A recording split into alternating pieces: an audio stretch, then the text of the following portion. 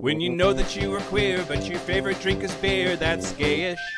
You can bottom without stopping, but you can't stand going shopping, that's gayish. Oh, gayish, you're probably gayish. Well, life's just too short for narrow stereotypes, so it's gayish. We're also gayish. It's Gayish with Mike and Kyle. Hello, everyone in the podcast universe. This is Gayish. The podcast that realizes padam padam is two padams, or double padam, or DP. No. She knew what she was doing. Embedded messages. Yeah, I agree. Also, why does she sound like she's underwater? Anyway, I'm Mike Johnson. I'm Kyle Getz. And we're here to bridge the gap between sexuality and actuality. And today, you're out. No. That's home run! We're talking about bowling. Strikes. There's strikes in baseball. There are strikes, but yeah. And in the movie industry. So yep. It all ties together. All of it ties together. We're going to talk about the writer's strike, everybody. Yep. No, we're not. No, we're not. We're talking about bowling. We're talking about bowling. But first, here's the news. Are you sure? I guess I don't know. There's like usually like. Do we have shit to talk about? I don't know. Kyle. Do you want to talk about our 350 now or later? Oh, let's do it now. We are going to be 350 years old. We're going to be That's not how that works either. It will feel like 350 years of your life if you listen to every episode. Oh, God. Can you imagine? In a very short period of time, we're going to have our 350th episode. We are doing a live stream for that. The details are on Facebook, but that is going to be Sunday, September the 3rd at 6 p.m. Pacific time. If you want to join the live stream, it'll be again on Facebook Live, and we would love to have you. Yeah, so if you want to send in questions, we always do our Q&A and I answer your questions that you send in, so send them to Gayish Podcast plus 350, that's the plus symbol 350 at gmail.com, and that will put them in a super secret folder that only Derek can read. Our producer Derek, so that we don't see your questions ahead of time and they'll be surprised live on the air. Yeah. Also, something we're doing for our 350th episode is a t-shirt competition inspired by the person whose name I now don't remember. I'm so sorry. We just did the live show at Chicago at Sidetrack, and someone showed up with a Team Kyle shirt. Yes. Which I think we even talk about it. Yeah. I think we mentioned it on the episode. So we're going to do a Team Kyle and Team Mike competition. Send in t-shirt designs for Team Kyle and Team Mike. Yeah. And we may make your design into a shirt. Yep. Kyle will pick his favorite and I will pick my favorite, and we will send you free copies of that shirt and something else nice. Sure. Yeah. So 350 coming up. Yay. Now the news. Shut your mouth hole. It's time for your ear holes. News. Okay, Kyle. News the first. Are you ready for this? Yes, I'm very ready. So 33 men were, quote, arbitrarily detained at a sauna in Valencia, Venezuela. On the 23rd of July. It was a mass arrest at a place called the Avalon Club, which is a bar and sauna, quote, popular with the LGBTQ plus community. I mean, do you mean gay and bi dudes? Yeah, it's gay and bi dudes, yeah. But this is it's become a big deal. It's turned into, there's an outcry. There were a bunch of protests that broke out in both Valencia and Caracas, which is the capital. And demonstrators are calling for the men to be released. There's almost 10,000 people have signed a petition started by the Venezuelan Observatory of LGBTIQ plus violence. That's their letters in their order, demanding a fair trial for the men. Apparently, they all face charges of outrage against modesty, conspiracy to commit a crime, and noise pollution. Noise pollution. That must be some good fucking. Wow. Yeah, that's true. But yeah, people have been sharing updates and their thoughts and documenting the protests and stuff like that using the hashtag Justicia para los 33, Justice for the 33, on X, formerly known as Twitter. I don't know if you could hear my eye roll at that, but 30 of them have been released on conditional parole. They spent 72 hours in jail, and then as a part of their conditional parole, they have to report into the authorities every 30 days. But the three not included in that, they weren't let go, and one of them was the Avalon Club's owner. They weren't let go until 10 days had passed. So they just got out of jail here last week. Two of the men who were arrested told Al Jazeera that they thought it was a joke at first, that the police were running a routine inspection. Then they were arrested and detained without being told why. That's like, that would be like your worst fear. Like going to a bathhouse is already terrifying enough just for the nature of it on its own. And like, is anyone going to be there? And is anyone going to be interested? I'm like uncomfortable, like all that stuff, much less than the fucking police show up. Yeah. Oh. A cop and or priest, apparently. That happens too. Yeah. Like, and other members of the village people, I presume. But yeah, apparently their photos were published and some of them weren't out, which the consequences of that, at least in this country, aren't as severe as they used to be. Like people would lose their fucking jobs. Yeah. But local media also apparently accused them of participating in an orgy with HIV. Like they're turning it into some kind of like bug catching orgy. So printed their pictures when they weren't out and then slapped this like absolutely incorrect interpretation of what was happening.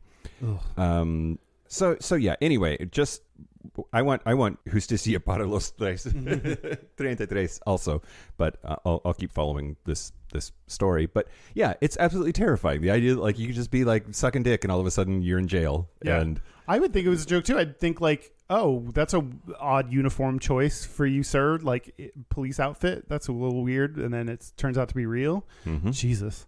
Yep. And being gay is not a crime in Venezuela, but same-sex couples can't get married there, and there's still a bunch of like discrimination issues without the same legal protections as straight people. So Venezuela has a long ways to go. I know you used to live there, and ever since you left, it's just gotten gayer, I guess. That's odd.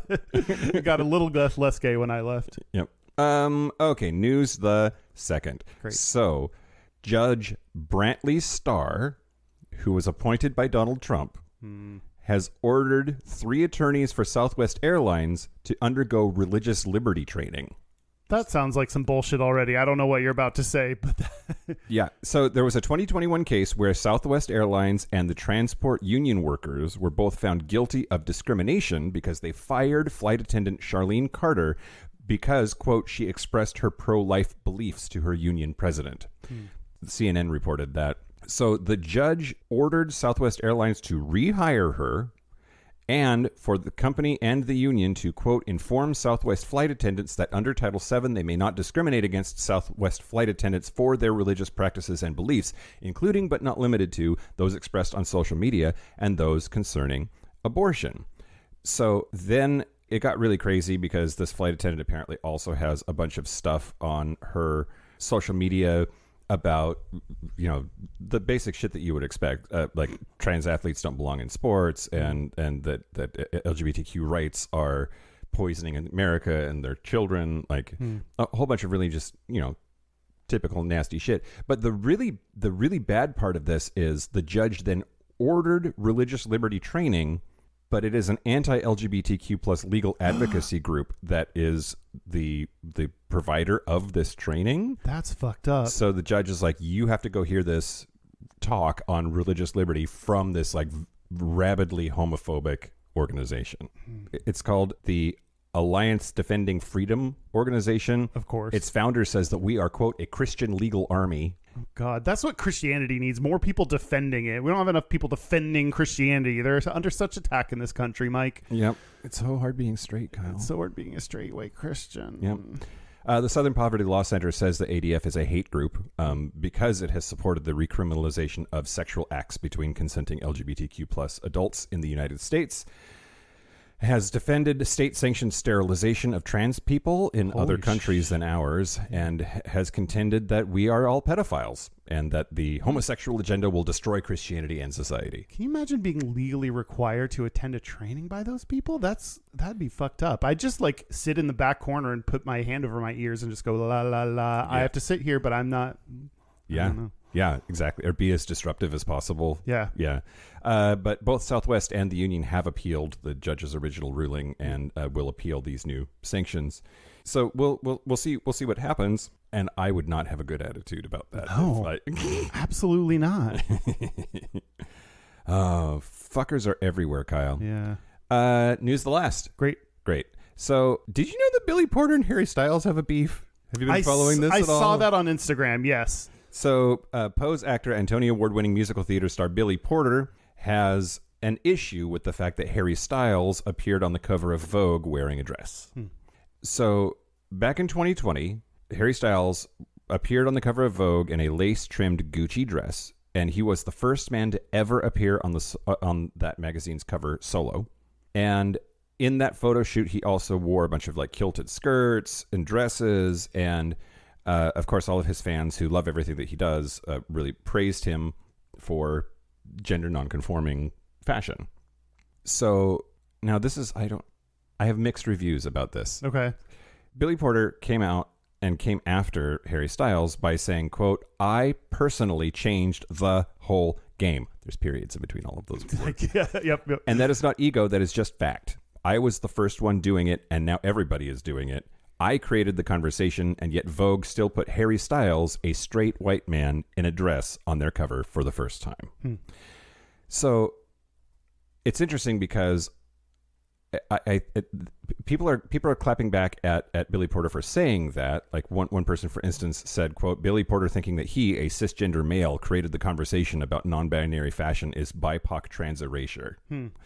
So I disagree with him that he's the one that started the conversation. I do think that he was very, very visible and made a massive contribution to this being something that we're talking about in this country. But like the ego of that statement really rubs me the wrong way. He did start a huge conversation about men in dresses. Like he absolutely did. But you're right. There are also lots of people that did that, that have been doing that.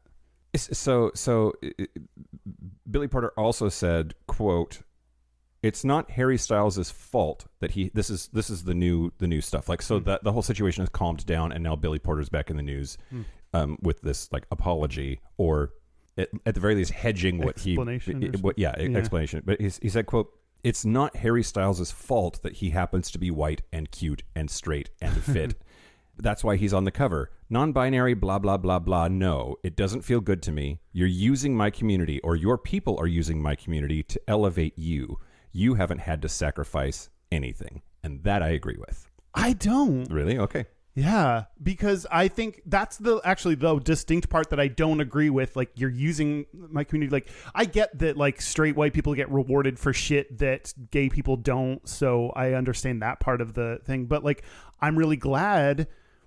The mixed feeling I have about this is I'm glad that there is someone who is straight that is wearing traditionally feminine clothing. Yeah. I think that's a good thing. I think that's useful. I think I like that. I'm glad that's happening. I'm glad that that's happening also.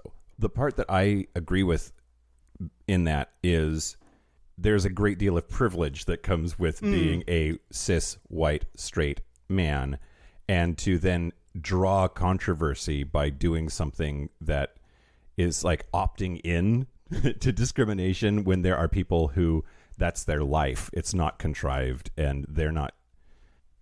But we need people. We need, like, the point is so that straight people can wear anything they want as well. You know, the point is that everyone gets to, like, if we break boundaries, it should help straight people as well. Yeah.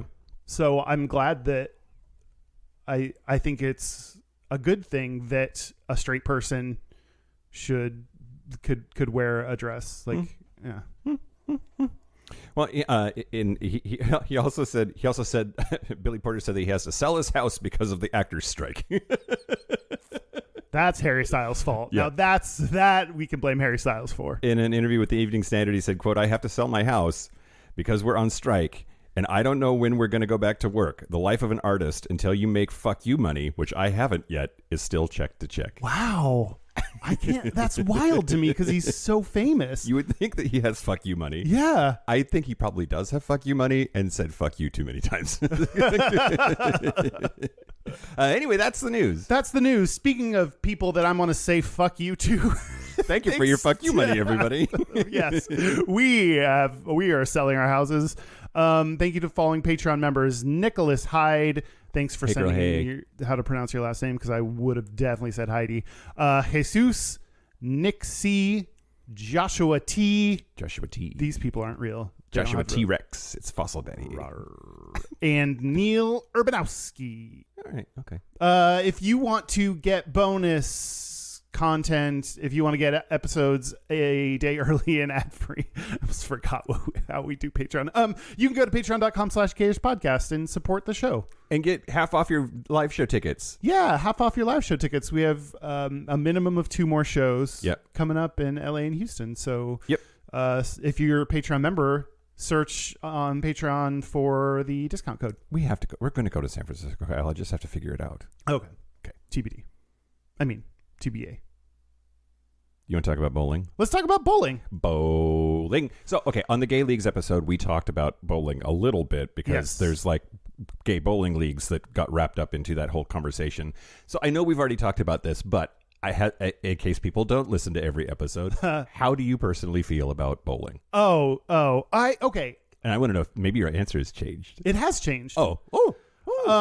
That's growth, Kyle. I guess so. I'm so proud of you. It's like a boner for my soul. It's Great. growing. I feel originally like hated bowling because I think it's kind of awkward. I think the act of, and I specifically said this on the Gay Leagues episode, when after you bowl, no matter what happens, you turn around and you walk back to sit down, and that moment is very awkward. Like, what do you do? Yeah, I'm not going to high five my friends every time I throw something if I do a good job or if it sucks. Like, sometimes you're just going to throw a gutter ball and then what do you turn around? You go like, like, I don't know. It's just it's like worse than the walk of shame. It's a walk of shame back to your chair. But 10 times in a row but like more, over and over and over and over. But I said, so that's how I felt before. And then recently we went bowling with a group of friends. It was like a bowling night game thing. Like had been drinking and we're like, let's go bowling. Let's go bowling tonight. LGBT. And it actually wasn't that bad. That's just like, I think maybe because of drinking, or it was like I'm getting over some of my social anxiety fears, or I just didn't care as much. Like if I did a good job, I just turned around and went yay, and then was done. So I think I got better at bowling. Yeah. And accepting the game for what it is. What? Hate the game, not the gamer? No. Yes. No, that's it. Hate the game, not the gamer. For sure. How do you feel about bowling? Fine. Okay. I used to, I enjoy it when I go. I'm not particularly good. Don't feel the need to be. It's like a lot of things. It's better if you're drunk. Yeah. Just, Yeah. I was in a league for a while. My ex-wife and I used to play with a bunch of Starbucks people. So, but I don't know. It's bowling. You bowl. Fine. Yeah. I wonder if I could now. My shoulder's so fucked up. Oh. Yeah. Ow. Yeah. I did not see it as particularly gay. I thought this is a straight stereotype. This is why we're talking about it, right? Yeah. Oh, yeah. But that's right. Why are we talking about bowling again? You said you wanted to, so you have to explain yourself. Yeah. I owe you nothing. Well, our production meetings are great, everybody, because sometimes I've not taken my medication and I just yell out ideas for topics, and then here we are. Yeah. But I do like when we do a straight stereotype and break it down, and it had been a while, I think, since we did one. So like I associate bowling with like, the Big Lebowski straight dudes and just being gross and talking about banging chicks and drinking beer while they like have an activity that they can do together. It's like dudes need an excuse to hang out and gossip, and bowling is like, I think, how straight guys accomplish that. Anyway, that's just associations. No, you're totally right. They need some kind of pretense to sit around and gossip. Yeah.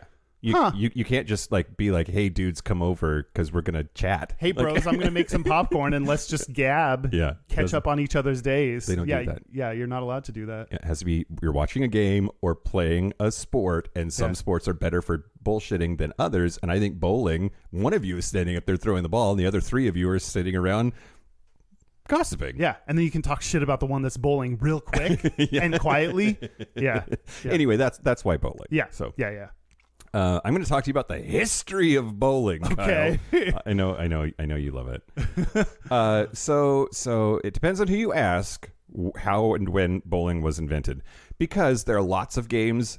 Humans like to throw shit at other shit and knock shit over with shit. That makes sense to me. So like it's been they're like conflicting reports of which one of those ultimately turned into the sport that we now call bowling. So ancient Egypt is one of the ideas that pops up pretty often because there was a excavation of a grave that was done that was a kid's grave, and the Egyptians would bury people like with their stuff that they would need in the afterlife to like keep themselves entertained or fed or whatever. In that, keep yourself entertained. I know they buried them with their shit, but I didn't think about like kids would have like that's a long time. You're going to be bored. Yeah, their toys and games would get, especially children would get buried with their toys and games and stuff like that. Oh. So they found this kid's grave, and in it was this set of the excavation was done in 1895, and it was in Nakada, Egypt, and it was a bunch of little like they're sort of pin shaped but shorter and squatter, but like vases almost. But there were 9 of them, and there were these heavy round balls, and they think that because of the size and weight of them that they must have been for rolling as opposed to throwing. And a little like doorway that they think you had to roll the ball through the doorway and then hit as many of the pins at the vase things at the end as possible. Now, at least one YouTuber that I watched contends that that's just total conjecture on their part. They have no idea that the pins were not found together. They were all over the place in the tomb. That like the idea that they would be gathered and set up like we set up bowling pins is just totally guessing. And it's about 1895 when bowling starts to take off in English-speaking countries. So they think that the archaeologists just so desperately wanted it to be bowling because bowling was like the new craze, right? Yeah. It'd be like, I don't know, like what's big now? TikTok? Harry Styles in a dress. Yeah, okay. And then finding like a tablet with a dude wearing a dress would be like, this is Egyptian Harry Styles. Like, like none of that is right, but you know, good on you fantasy wise. Also, other people have said that if that was a game and throwing those balls at those vase things was the point of the game, that's more closely related to the modern game of Skittles, which I didn't know. I have never heard of Skittles. Apparently the right is trying to cancel Skittles the candy, by the way, because it's too woke. Because they have like... Is it because it's rainbow colored? They have some gay-ass Skittles packages for Pride, I guess, and so now like they have to be canceled. Anyway, there's a game called Skittles. Everything is getting canceled. By the right. The right can't do anything. Right, yeah. It's so Everything's canceled. It's really hard.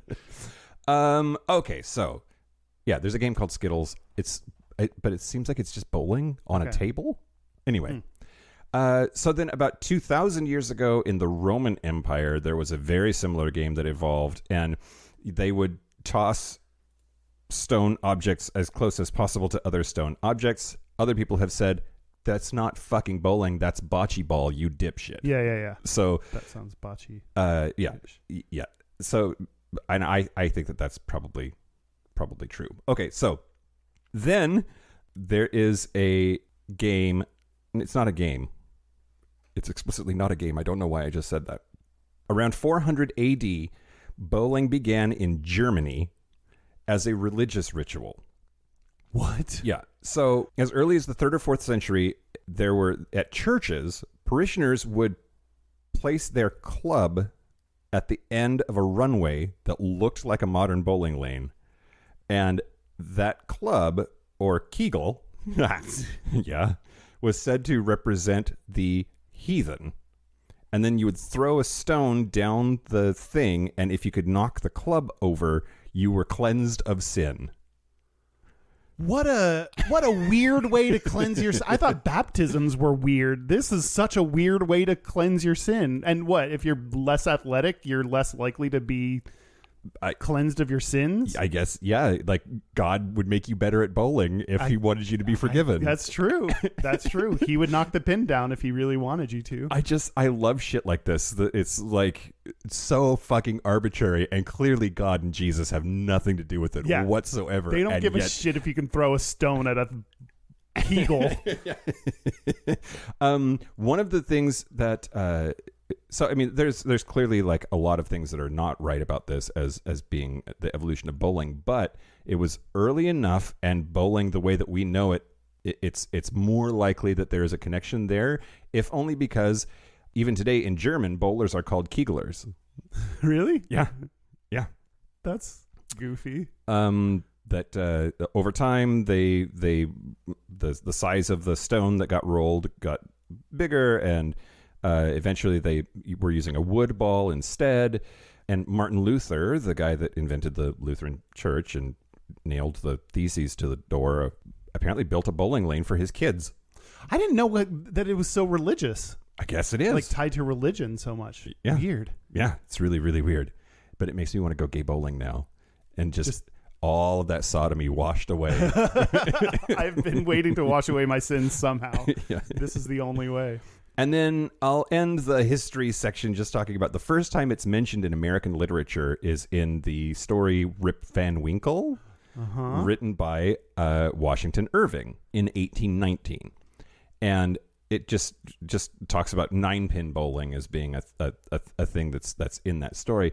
But apparently Washington Irving was like kind of a faggot. Like, really? He's super duper famous in American literature, but I had no idea. He's like in the never married camp. Oh. So there's like, we say this all the time, it's problematic to look back at history and like speculate on someone's sexuality when straight and gay weren't identities that people would have called themselves, blah, blah, blah, blah, blah. But like, he a couple of times expressed, quote, horror at the sight of women in brothels and at strip clubs in France, and never married, never showed much interest in girls, but also was never with a dude. So that we know of. So some people are like, well, he was straight until proven gay. That's like what conservative historians would say. Or he could have been gay or bi and just not acting on it. He also could have been ace. Like there's a lot of asexual erasure that happens to historical figures also, who like just because they weren't into ladies and didn't get married, they could have just been into nobody, and that's fine. Anyway, I thought that was really interesting that Washington Irving I think was a Mo. Secret Mo. A secret Mo. Yeah. But how about other gay stuff about bowling? Other gay stuff about bowling. Okay. We talked about this at the bar last night. Did you add any of our notes? No, I didn't. So you'll have to remember what they are. I read an article called "Do I Like It Curved or Straight?" Oh. The curved which direction, I guess. Oh. Does that matter to you? What? Which direction it's curved? Like, do you like lefties and not righties or something? No, I like uphill or downhill. It's not so much on the left to right. Gotcha. Well, it's just it can be curved any way you want depending on the angle. You just got to put the right spin on it. Yeah. Put the right spit on it. This is from SF Bay Times by John Chen. So I wrote down every gay thing about bowling that was included in this article. First, fingers must penetrate the ball just at the right depth with every insertion. Mm-hmm. Sure. Yeah. Okay. Already. I have like more than one occasion put my fingers in a bowling ball and had the thought, this is dirty. Like, I did not think about that any time I put my fingers in the ball. And then like when your thumb comes out of the hole. Oh yeah. Like that's what happens with the butt when I put my thumb in and then it pops out and it goes stick in a thumb and pull out a plum. That's I took my meds this morning, I promise. It's more fun when you don't. God. Barf them up, Mike. It's so fucking hot in here. Okay. It's very warm. Go ahead. We're having a heat wave in Seattle, everybody. No, I'm sexy. That's why. You can throw it straight, curved, or hooked. You're throwing them at curvaceous, hard, thick pins. Sure. That one would seem like a stretch to me. Sure. Yeah. I mean, you stick your finger in holes. You throw it and it's curved. You hit pins. You hit thick, hard pins. The anti-gay is the complexity of the scoring because gays are bad at math. Oh God, yeah. And he mentioned in his article that a typical bowling league lasts 32 weeks, but the Pride season is only 16. So inability to commit to a long-term league was one of them. What else? Great. What else did we say? Oh, the shoes. The shoes are gay as hell. Special shoes for anything is gay. And they're like daintier and they like have like weird fashions on them that I think don't make sense for like is it so you don't steal them because they're like they I think look that's the weird? idea, or so like you can see them leaving. Oh yeah, you'd see if someone was wearing them out. Yeah, I guess so. But then also you have to have you can't wear street shoes on a bowling alley. You will hurt the wood. Mm-hmm. So like there's also like the shoes are for yes, keeping the lane nice. They don't have to be like half red, half blue like they always are. Right, that's true. I don't know where that came from. I don't know. That's weird. Yeah, I think you might be onto something with like then you can see if someone's walking out with them. Mm. Other non-punny things. It is low impact exercise, which what? Like that's true. Yeah. So, like it's less impact than sex, that's for sure. Sure. Mm-hmm. Opportunities to make new friends. It's a fun event. And I like this one. Bowlers of all levels can compete in the same league because of your handicap. Like you can. Yeah. Is that an okay word to use? I don't know. I know they use it like golf does and bowling does, but like seems problematic. Okay. Yeah, you're right. Sorry. Your disability. I don't know what you would call it. We're all playing bowling. What's your disability? I'll be like, oh, I have mental health problems. Yeah. Like, no. Just give me a number. Yeah. So, I mean, there are some gay jokes about bowling, but I don't think enough that it made me like straight people can finger stuff too. Straight people can throw it curved. I mean, those pins do kind of look like dildos. Do you think you could sit on one if you tried hard enough? Me? Yeah. No. Yeah, I don't think so either. No, not that stretchy. No, me neither. Too thick. I mean, maybe with some practice. Over years and years of practice, maybe. Yeah. But I would all 10 at once. It's a good. It's a good like intermediate step to get to like traffic cone level.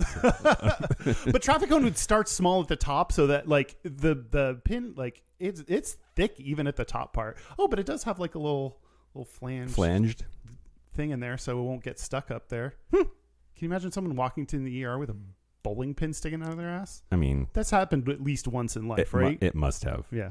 For sure.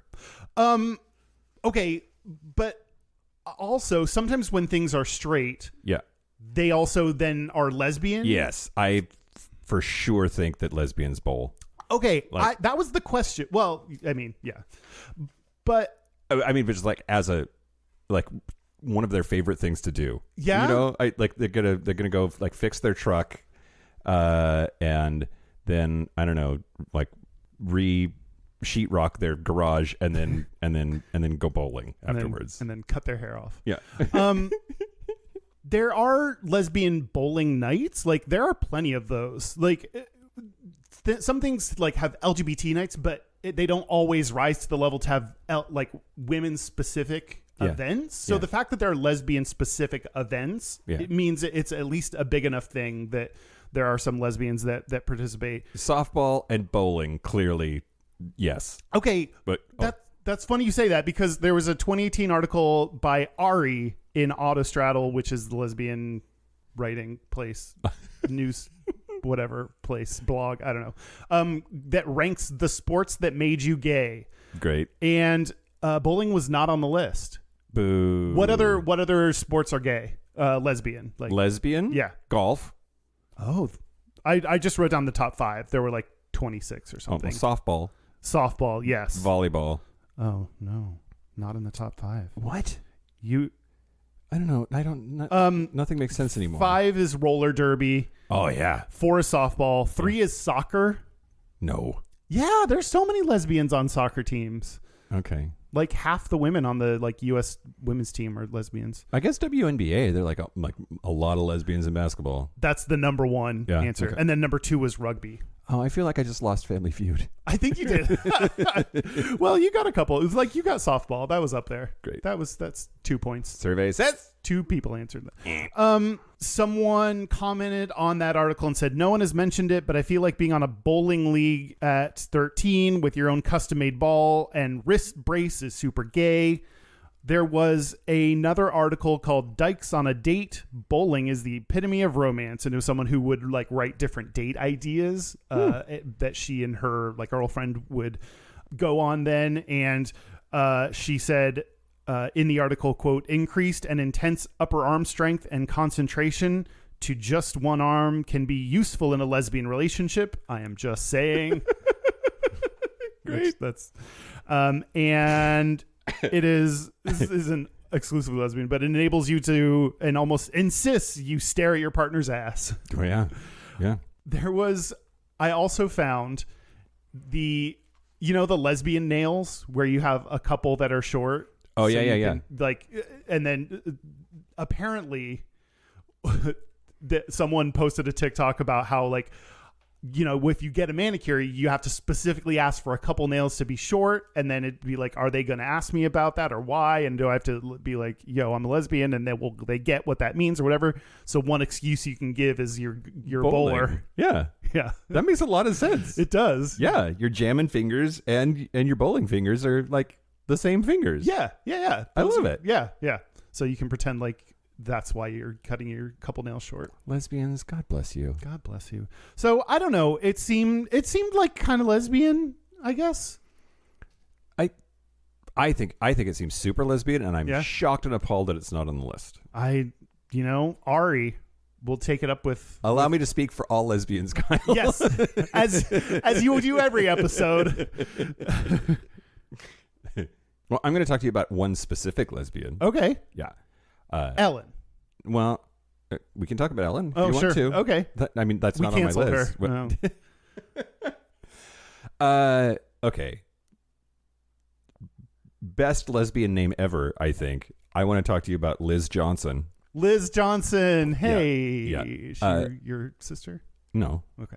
I would love to be her brother. I think that would be great. Oh, we like her. Yeah. But okay. So Liz Johnson. She was born in Cheektowaga, New York, and in youth was a standout softball player. So there were signs from the beginning. Yup. She played softball from age 8 through her high school graduation. She went to Niagara Wheatfield High School in Sanborn, New York. She was primarily a pitcher. I don't really. And she won 60 games during her high school years. Wow. Right after high school, she won the 1992 Coca-Cola Youth Bowling Championship in the girls' scratch division. She's softball and bowling. Yeah, so double whammy. She won the championship. So then she bowled at, wait for it, Morehead State University, and she earned both Rookie of the Year and Collegiate Bowler of the Year honors in 1993. She only stayed in college 1 year, though, because she decided bowling was it. Fuck this studying stuff. So very practical. I don't need that fancy book learning to be a bowler. That's what I'm going to do instead. I guess so. Good call for her, though. She claims that bowling is the only job she's ever had. She worked in her local bowling center early on and has held various pro shop and pro staff positions in addition to earning a living on the lanes. In 2018, she married her girlfriend, Cassia Kaufman. She now lives in Niagara Falls, New York. So Liz Johnson, though, softball/bowling lesbian extraordinaire, has the distinction of, at the 2005 PBA Banquet Open, she became the first woman to beat a man on televised bowling. Oh, no. I wonder if that's it's so rare for women and men to compete. I wonder if that's also true of one of the first to just beat a man in a competition. Maybe so. That would make there are so few sports, I think, where it's enough about skill as opposed to strength and size and speed and all of that, which testosterone gives you an advantage. That's just biology. But bowling is one of those places where women and men can, be on the same level. Yeah. And she was. So she beat Wesley Clint Big Nasty Malott. Sure. Big Nasty was a little less nasty after that defeat. At the 2005 PBA Banquet Open. It was televised, and she beat him in the semifinal match. What's interesting about that dude is he was called Big Nasty because I guess he was, but he was also known as the King of Bowling. He won all 5 of his matches to win the crown in ESPN2's made-for-TV King of Bowling event.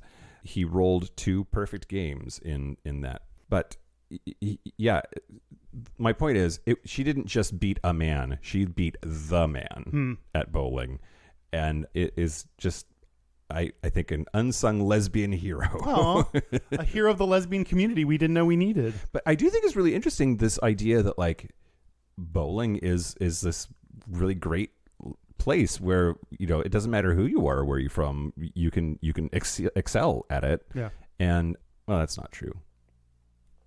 We were talking about disability earlier. I suppose it's a little hard to bowl if you're, you know, have mobility issues. But you can be trans, you can be male, you can be female, you can be gay, you can be straight, you can be whatever. Are there other sports like that? Maybe fishing, but that's not really a sport. I think fishing is not a sport. I think fishers might call it a sport, but they're wrong. Send me your hate mail, everybody. Fisher folk. I know that there are like women that do race car driving. What about like curling? Curling? I know there's a lot of lady curlers out there. I see you, Canada. What's up, Canadian only Discord? Golf? I think golf is like, you know. Golf is lesbian. Lesbian as fuck. Yeah. That wasn't. Anyway, that's Liz Johnson, Kyle. I'm going to tell you about another bowler. Okay. Tell me about another bowler. Another bowler. I got info from a 2021 article on Flow Bowling by Jill Winters and a 2013 article on Outsports by Jim Basinski. Flow Bowling? Flow Bowling. I hate it. It's a website. I'm going to tell you about Scott Norton. Okay. Who won the 2012 World Series of Bowling Chameleon Championship. And chameleon? Yeah. Like you have to turn colors while you bowl? Mm-hmm. Yeah, you blend into the ball so no one can see you throw. Just like turn into wood. Or you launch the ball with your explosive tongue or something. You stick your tongue into the holes. Anyway, he's a lefty. I thought you would appreciate that. Oh, so he's gay. Yep, actually, yes. And so he won 227 to 223. That's like 4 times the score I would get on any given bowling. And that seems like surprisingly not high. Like if 300 is a perfect game, like bowling 220 something, I don't know. Okay, it's go ahead. The compounding effect that the scoring does if you like to get it. I don't know. So when he won, Pink started playing. The announcer said, "It is Scott Norton on top of the pack." He started crying because he's gay, and then his husband came out and they kissed. Yeah, smooches. And they believe that is the first gay kiss ever seen on ESPN. Wow. Is that one back in 2012? That seems way too late to me. Like ESPN, surely there have been like, I don't know, ice skaters or some shit. But like would they kiss their spouse? Like maybe there was a spouse sitting in the audience, but would they like walk up to them and kiss? Like it was only recently that there was that soccer lesbian that kissed her girlfriend or whoever she kissed, and that was like big. That was like not too long ago. Yeah. Like, it makes sense to me that that's a recent thing. I don't know, man. It just seems like there has to be more gay smooches. Maybe not. I mean, sports in general, we know that sports are behind the times in gay representation. So, maybe a combination of that, and couldn't get married, so maybe you can't officially have your person in the stadium with you, or I don't know. Yeah. Seems like a confluence of events that made that not happen till. Yeah, I agree. It was interesting because his husband came out to congratulate him. They hugged and kissed, and when I watched like a several minute clip of him winning, and that moment, the announcers didn't say anything. Like they didn't say, "And here's his husband,"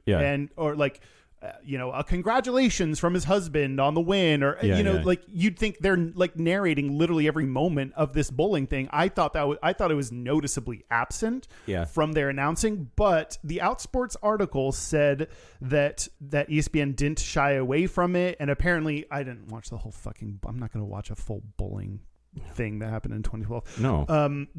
If you had, I would be concerned. I know, right? That'd be weird. Can you imagine, like, all of a sudden I'm super into bowling? I did watch the very first 2 hours of MTV the other day.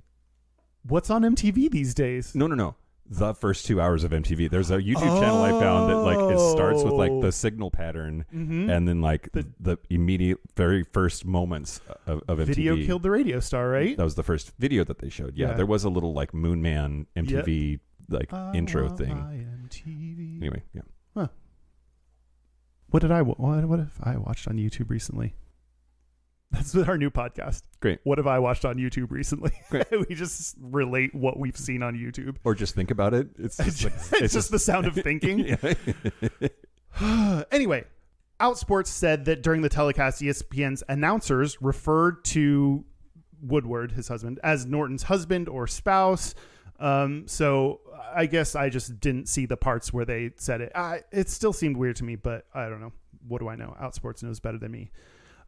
Scott Norton, the guy that won the gay in question, said representation is what breaks down barriers to actually get faces out there of the people that are doing sports that allows people to see people instead of nameless communities. When you see the faces and you hear the stories of people, it is a lot harder to say bad things and demonize them. Mm-hmm. So, joking about him, but it is important having representation across all areas of life. And he apparently felt a lot of pressure during like bowling to be kind of the face of the gay community during that time. That's got to be a thing, right? Like if you're the first gay in fill in the blank, doesn't matter what the fuck it is. There's this like you've got to be like on your shit, and so much pressure, deserved or not, to I'm sure perform and be gay, but don't be too gay, but be good at what you're doing also. So it just, and anything like if you fuck up anything, then that can be used against you, like, and the entire LGBT community, like, oh look, this first gay person also went into the ER with a bowling pin up his ass, he must be dumb, like I don't know, or whatever, whatever they would say. That. But if you have a bowling pin up your ass and bowl a 300 game, that's the representation I need. Then I'll finally feel seen, Mike. Yeah. I am going to tell you in the Patreon segment how to discreetly find out if someone you know is gay. Oh, check their butt for bowling pins. And I was going to say, it's not in the list, but if they have a bowling pin coming out of their ass, that's a pretty good sign. Pretty good sign. Yeah. Well, we're going to play a game. Are you ready? I'm ready. It's bowling alley, gay bar, or both. Okay. So I'm going to tell you the name, and you are going to tell me if it is a bowling alley, a gay bar, or both. Okay. Are you ready for this? I'm ready. Let's start with Big D's house.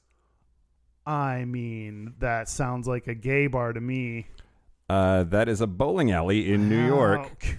Big D's house? Yeah. That's the sign over my bed. Okay. How about the alley? Okay. That sounds like a bowling alley, so I'm going to say that it's a gay bar because you're trying to trick me. It is both. Oh. Okay. There are many bowling alleys called the Alley, and there's one in a gay bar in Boston. That was a 5 dildo local gay bar review, as you may or may not recall. Sure, I definitely don't, but I appreciate it. Great. How about Great Balls of Fire? I'm gonna say bowling alley. It is a bowling alley in Oklahoma. You got one, Kyle. I got one so far. You got one so far. How about the basement? The basement. That sounds like a gay bar. It is both. A bowling alley in Miami, Florida, and a gay bar in San Antonio, Texas. How about the Surge Entertainment Center? That has to be a bowling alley. That is a bowling alley in Louisiana. Okay. How about the Kegel Training Center? Oh, that's a lesbian bar. No, you said that's the name of bowlers, so I'm going to say bowling alley. That is a bowling alley in Florida. How about the Garage? That is a bowling place here in Seattle. and a gay bar in Las Vegas. Ah, fuck. I thought I knew one. How about The Spot? The Spot sounds like a gay bar. It is a gay bar in New York City where we did our live show. That's why it sounds familiar. And it's also a bowling alley in Georgia. How about Jugs? Bowling alley. It is a bowling alley in Ohio. Okay. And a lesbian bar in Dallas, Texas. How about Split Happens? Well, okay, that's just a bowling alley. It's a bowling alley in Colorado, correct. That's funny. Big Al's? I'm going to say both because a lot have been both. There are many of both. There's many bowling alleys named Big Al's and several gay bars across the country named Big Al's. There's several Big Al gay bars? Yep. Wow. How about the Eagle? I mean, okay, I know that's a gay bar, but I'm asking myself if that's also a bowling. I'm just going to say just gay bar. It is also a bowling alley in Texas. The Phoenix. Both. It is both a bowling alley in Florida and a gay bar in New Orleans. All of them were bowling alleys, Kyle. None of them were just a gay bar. I tricked you. I didn't even catch on to that. Let's see. You got 1, 2, 3, 4, 5, 6 correct. 4, 5, 6, 7 wrong. You barely lost. I lost. I'll take you bowling anyway. Okay. I'll leave for the rest of the podcast then. Okay, great. Bye. I have a game for you. Okay, hit me. I don't. Oh. It's called Let's Bowling. Wrap This Shit Up. Is it straighter or gayer than you first went into it thinking? Gayer, I think. Me too. I mean, there's both all of the gay bowling leagues that we talked about in the gay leagues episode not too long ago, episode 325, I think you said, or 320, 320 something. 3 something. And I think it is very lesbian, and it's anecdotal. We don't have any data on that, but it just I just feel it in my boner, Kyle, you know. And then the first gay kiss and Liz Johnson's story. I really just expected it to be just straight dudes and that's it. Yeah. And that's not borne out. Yeah. No, I totally agree. It is gayer than I thought. And I think, there's more gay there than I realized at first. And also it's one of those like weird reminders that it's important to have representation across any field. Like every field, if there are humans involved, hopefully there's an out gay person involved in it as well, and someone's going to find that inspirational, or someone's going to be watching bowling and that may, someone watching that kiss might have been the first time they ever saw dudes kiss, and either it gave them tingles that they didn't understand because they're a little kid, or it's someone homophobic that realized, I've just been rooting for this gay dude this whole time, or it just, this is a reminder that we need gays everywhere. Yeah, we need gays everywhere. Yeah. Especially in bowling alleys. I don't want to be that person, though. I don't need to go bowling all that often. Oh, I think we should go. Oh, okay. I think we should go soon. Oh. You'll probably win because you're weirdly good at everything. I don't know. Yeah, okay. Yeah, it is true. Thanks. Yeah. Accept life. Thank you for saying thanks and then shutting up. Thank you for thanking me for saying thanks. Did we do it? Yeah, we did stuff. We talked about bowling for a long time. Not as long as we usually do, but we can keep going? No, it's fine. Okay. They don't care. They don't care. Should we take a break? Let's take a break. A 7-10 split? Yum. Let's take a break. This is the part where Mike and Kyle take a break. This is going, that's going, everything is going. Everything's Kyle. going. So are we back? We're back. We're back. We're going to do our Gayest and Straightest. We're going to do our Gayest and Straightest, but first, hey, fuckers. Hey, beautiful people. Fucking listen. Open up your ears. I'm going to punch your dick hole. I'm going to hug your dick hole. Buy your Los Angeles tickets. We're going to be in LA at Akbar on September 10th at 4 p.m. Go to gayishpodcast.com /live. Do it. We only have like a handful of tickets left, so like we're gonna sell out probably. We're gonna sell out probably. Get your tickets soon. I did ask them if we could bring more people, but I'm not hopeful. So do that. Get your Houston tickets. That is October 15th. So There's still time. There's still space. So yeah, get on it. Yeah, that's a giant venue that we're not going to fill. So don't tell them that. Please buy tickets. One is like you got to get on it. One is like begging them. Yeah. Okay. Also, mentioned it at the top of the episode, but we are going to have our 350th episode soon, and we're doing a live stream that will be on Sunday, September the 3rd at 6 p.m. Pacific. Please join us. That'll be fun. And per usual, we're going to be doing a Q&A. That's our tradition for every episode that is a multiple of 50. You send in your Qs and we will A them. Yeah. So send in your questions to any way that you want to, but if you want to send them secretly to Derek, you can do that by doing Gayish Podcast +350 at gmail.com. Yeah. Do that by September 1st, please. Also by September 1st, we're having a new t-shirt competition. So we want to make a Team Mike and Team Kyle set of t-shirts. So send in your ideas for either or both. Kyle and I will pick our favorites, and we'll add it to the merch store, send you a free one, and an extra special secret prize. Yeah. We're going to do a local gay bar review. Let's do it. Okay. This one is Cafe Bar Flirt. Flirt? In Prague. Oh. I think it's the whole thing. Cafe Bar Flirt, I think, is the whole thing. And the other place that I went to was Friends, and I talked about the karaoke situation, and I was for sure the oldest person there. At 44, I was the youngest person in that bar. It was just... Isn't that a good feeling sometimes? They're just daddies everywhere. It was a chill vibe. It was nice seating. It was pleasant. But I don't know. I found myself... I just was on Duolingo and Grindr instead of like enjoying the place that I was at. So, 2 dildos. 2 dildos. Wow, that's one of the lowest we've had recently. Yeah. Huh. Sorry, Flirt. Get over it. Gayest. Oh, nope. Contact info. Yep. Our website is gayishpodcast.com. You can find us on Instagram. We have a Discord. We have a Facebook group. You can find all that info on where to follow us at gayishpodcast.com/contact. We're on X. We are on X. We're on X. They didn't really think that through, did they? Or maybe they did. Our hotline, you can send us text messages or leave us voicemails, especially if it's Q's and A's for our 350th episode. It's 5855-GAYISH. That's 585-542-9474. Standard rates apply. You can send us an email, especially if it's Q's, so that we can A, at gayishpodcast +350 at gmail.com. Boy, that was rough for me to get out. If I had a nickel.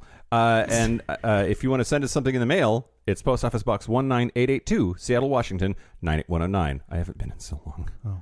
I'm sure there's just like a pile of shit in there. Great. Maybe literal shit. You never know. Oh, people don't like us sometimes. That's true. Sometimes they send bad things. Gayest and Straightest? Let's do our Gayest and Straightest. I am happy to go first. Okay. The gayest thing about me this week is flirting with Fossil Daddy. My goodness. Oh, it got dirty. And that boy hot. Mm-hmm. And then the straightest thing about me this week was just sight unseen ordering flip-flops from Amazon. And they don't fit, and I wore them anyway. That's perfect. My gayest is actually shoe-based as well as wearing my ballet flats. Yeah. That is something that someone pointed out to me. They were like, you're wrong about your gayest. Your gayest is that you wore ballet flats.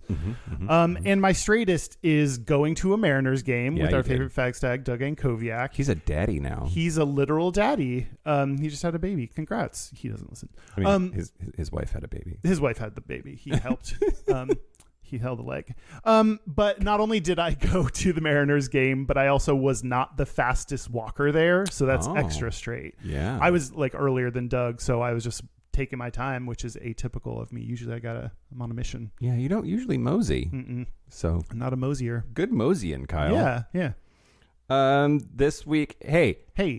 If you send in your Gayest and Straightest as a voicemail, almost certainly we will play it. Yep. Here's one of those. Hey, Mike and Kyle, love you guys. Got my Gayest and Straightest.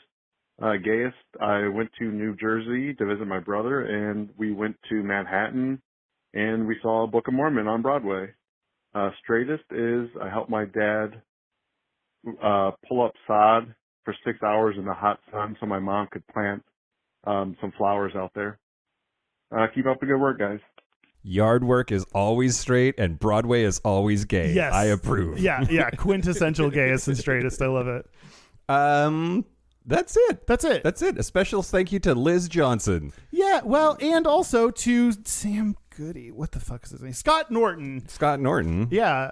Thanks to our gay bowlers. Yeah. And to Washington Irving for being probably a Mo. Yeah. And thank you to our super gap bridgers for being probably Mo's. Thank you to Kit Oliver, Andrew Bugby, William Bryant, Christopher M., John Crowley, Stephen Porch, Yost Osel, Harry Shaw, Josh Copeland, Jonathan Montanius, Forrest Nail, Patrick Martin, James Barrows, Steve Douglas, Explosive Lasagna, Michael Covington, Just Jamie, Kevin Henderson, Thomas B., Timothy Sora, Dusty Sands, A.E. Coleman, Chris Kachatorians, and Jerome York.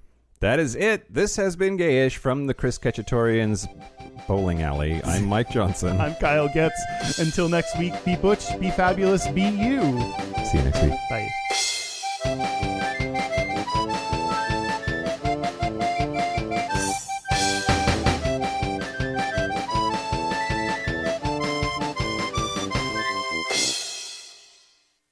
It is so hot in here. So take off all your clothes. Okay.